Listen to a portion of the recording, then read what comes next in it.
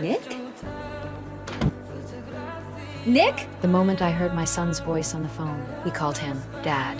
I froze. Before I could think, the line went dead. In that instant, I understood. The husband who was supposed to be dead had somehow built a new life with my best friend and our child. Life in prison unraveled after that. Days blurred together, heavy and airless. I drifted through them like a ghost. Then one day, a fellow inmate who happened to be a lawyer noticed my despair. Out of pity, she decided to help.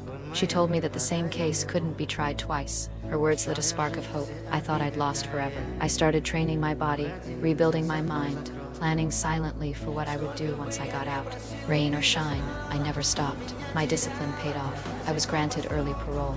The moment I was free, I went searching for my son. But the teachers at his preschool refused to give me any information. They said they didn't want to disrupt what they called a complete family. That night, I broke into the school's records room.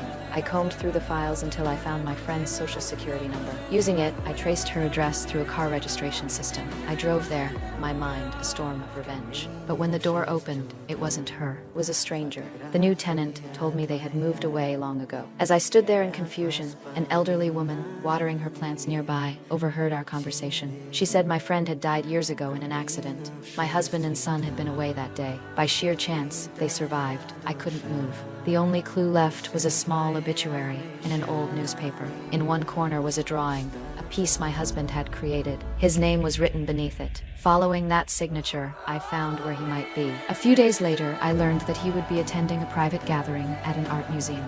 That night, I dressed carefully, dark dress, perfect makeup, and stepped into a hall filled with light and laughter. Across the crowd, I saw him. Time had marked his face, but nothing could erase that familiar presence. My hatred surged, but I buried it deep.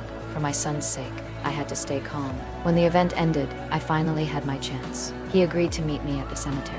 The next day, the wind was bitter cold. He appeared at the far end, holding my son's hand. My eyes burned with tears, but I forced myself forward. And then, something in his face changed. His expression turned distant.